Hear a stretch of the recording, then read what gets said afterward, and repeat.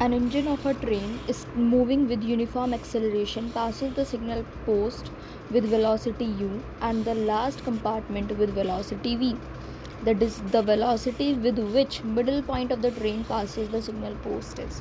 मतलब सिंपली बात ये कह रहा है क्वेश्चन, आपका ट्रेन का इंजन एक यूनिफॉर्म एक्सेलरेशन से चल रहा है, वो एक सिग्नल पोस्ट को पास करता है वेलोसिटी u के साथ, एंड जो लास्ट कंपार्टमेंट है उसमें उसकी वेलोसिटी v हो जाती है. तो आपको बताना है उसके मिडल पॉइंट पर, ट्रेन के मिडल पॉइंट पर उस सिग्नल पोस्ट की क्या वेलोसिटी रही होगी.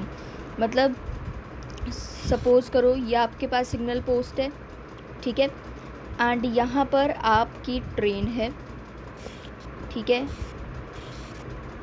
ये अब इसे क्रॉस करने वाली है,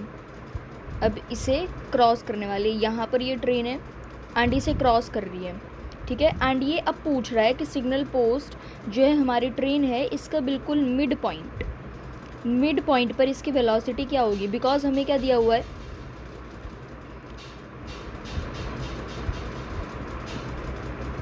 कि ये जो ट्रेन है इसके बिल्कुल मिड पॉइंट पर इसकी वेलोसिटी क्या होगी, यही हमें बताना है, ठीक है. मैंने इस तरीके से फिगर बना के दिखा दिया है कि जैसे आपके इनिशियल पोजीशन उसकी ये थी, at the middle of signal post उसकी पोजीशन ट्रेन की यहाँ पर है, ठीक है. एंड वो जब पूरे की पूरी लास्ट कंपार्टमेंट भी क्रॉस हो गया है देन उसकी वेलोसिटी वगैरह हम देखेंगे.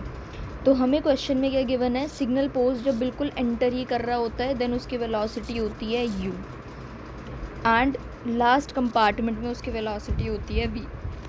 तो मिडल पोस्ट की मैंने चलो लेट सपोज v डैश मान ली, ठीक है. एंड मुझे ये भी गिवन है कि एक्सेलरेशन जो है वो कांस्टेंट है, ठीक है.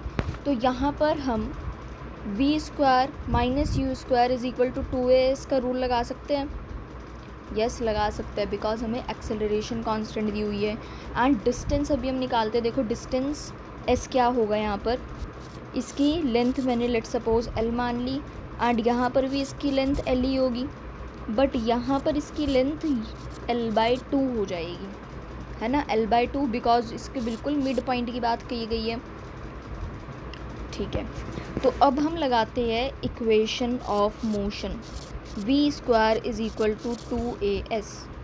नाउ यहाँ पर हमने v यहाँ क्या है, हम सिर्फ इन दो पोर्शन की बात कर रहे हैं, ठीक है. तो इसके लिए v क्या है, इसकी final position that is v dash square, and u इसके लिए u ही है, ठीक है. एंड 2a क्या है, इसके लिए कांस्टेंट है a, तो सबके लिए बराबर ही होना चाहिए. s हमारा डिस्टेंस l/2 है, l/2, ठीक है. अब 2 से 2 कैंसिल आउट हो गया, तो ये इक्वेशन मेरी कैसे बन गई, v dash square minus you square equal to al. तो ये मेरी फर्स्ट इक्वेशन बन गई, ठीक है. अब हम दूसरा देखेंगे,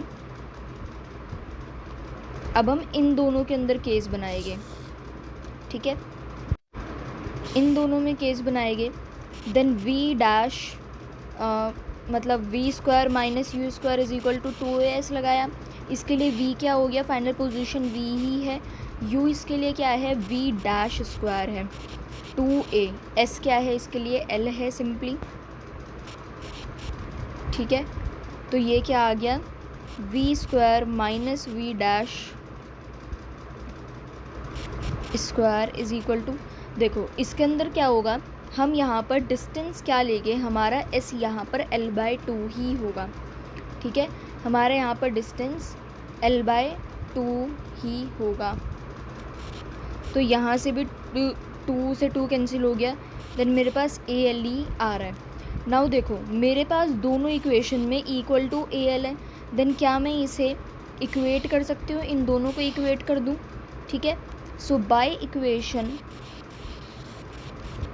1 and 2 v dash square minus you square is equal to v square minus v dash square.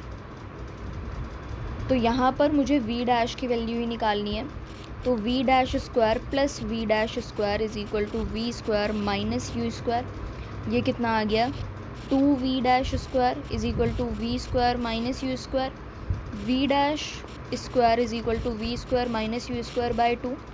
मेरे पास v' की वैल्यू क्या आ गई, v square minus you square by 2 का होल रूट। एंड देखो हमारा आंसर भी यही है, एंड हमें क्वेश्चन में भी यही पूछा था कि मिडल पॉइंट पर उसकी वेलोसिटी क्या होगी, एंड हमने मिडल पॉइंट की वेलोसिटी को v' ही तो माना था, ठीक है। So hence C option will be the correct answer.